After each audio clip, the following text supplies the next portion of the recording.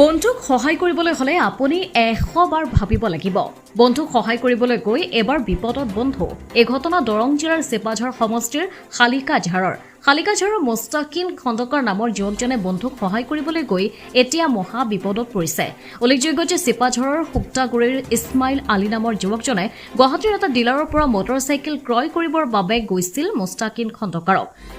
ইছমাইল আলীৰ চিভিল বেয়া থকাত মটৰচাইকেলখন ক্ৰয় কৰিব নোৱাৰাত বন্ধু মুস্তাকিনৰ নামত ক্ৰয় কৰিছিল মটৰচাইকেলখন। পৰৱৰ্তী সময়ত ধৃত ইছমাইল আলীয়ে মটৰচাইকেলখনৰ কিস্তিৰ ধন পৰিশোধ নকৰাকৈ লগতে মটৰচাইকেলখন হেৰুৱা বুলিও অৱগত কৰিছে। লগতে এই বিষয়ে সুধিলে বন্ধুক প্ৰাণে মৰাৰ ভাবুকি দিয়াৰ লগতে আন বহুতো ভাবুকি দিছে বুলি এটা অভিযোগ উত্থাপন কৰিছে। উপায়ন্তৰ হৈ মুস্তাকিন খণ্ডকাৰ কাষ চাপিছে এতিয়া আৰক্ষী আৰু সংবাদ মাধ্যমৰ। ইতিমধ্যে ঘটনা সম্পৰ্কে মুস্তাকিন খণ্ডকাৰে চেপাঝাৰ আৰক্ষী থানাত দাখিল কৰিছে এজাহাৰ। মানে কি মোৰ নামত মানে কি মোৰ লগৰ ল'ৰা এজনে গুৱাহাটীলৈ লৈ মই গুৱাহাটী গৈছিলোঁ। যাওঁতে সি গাড়ী কিনিব বুলি কৈ লৈ গৈ তাৰ মানে চিভিলটো বেয়া। ডিলাৰত গৈ গম পাওঁ যে তাৰ চিভিলটো বেয়া।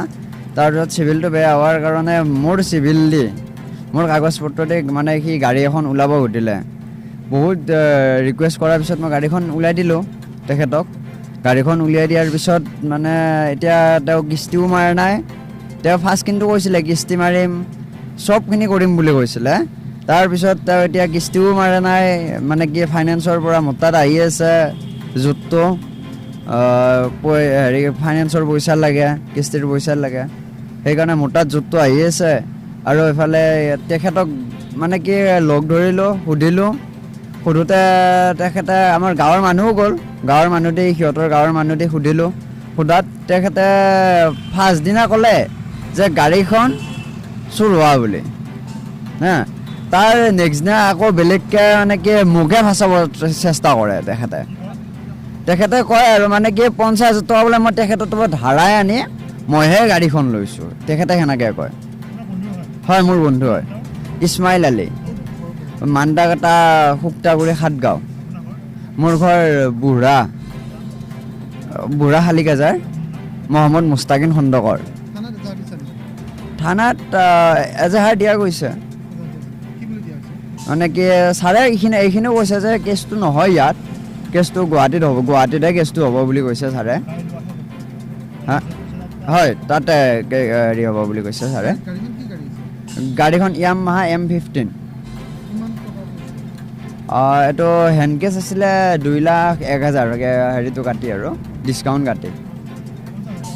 হয়, 50,000 টকা। 50,000 টকা নহয়, 48,000 কিবা টকা দিছিলে।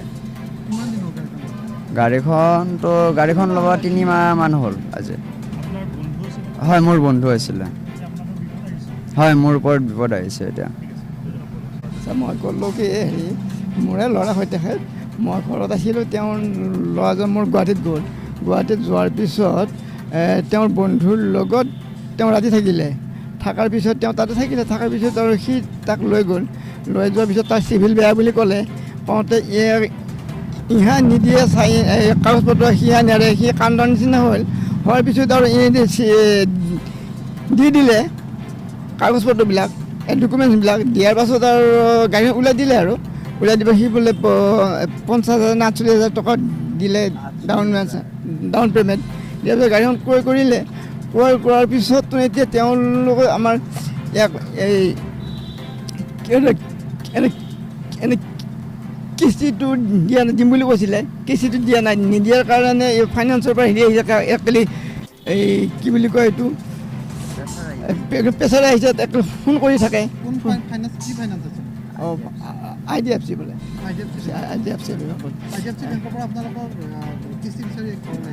ঘৰলৈ অহা নাই, ফোন কৰি থাকে তেখেতসকলে। ফোন কৰা থকাৰ আমি এইটো কৰিলে কিনো হ'ব। আমি 1 মাহমান যোৱাৰ পিছত ফাইনেন্সৰ ফোন কৰাৰ পাছত আমি উপায়টো নাপাই পেলাই আমি কি কৰোঁ, তাৰ ঘৰত গ'লোঁ। একদিন যাওঁতে সিনে ক'লে মই গাড়ীখন দিম বুলি ক'লে। তাৰপিছত মই গাড়ীখন তাক লগ নাপায়, ফোন কৰিলেও লগ নাপায়, এদিন 2দিন গ'লোঁ। যোৱাৰ পিছত সি ক'লে কি তেওঁলোকে আমাৰ গাঁৱৰ মানুহ গ'ল। তেওঁলোকৰ গাঁৱৰ মানুহ 2জনমান থুপাৰিলোঁ। থুপাৰ পিছত তেওঁলোকে এটা সময় দিলে আমাক। সময় দিয়াৰ পিছত এসপ্তাহমান পিছত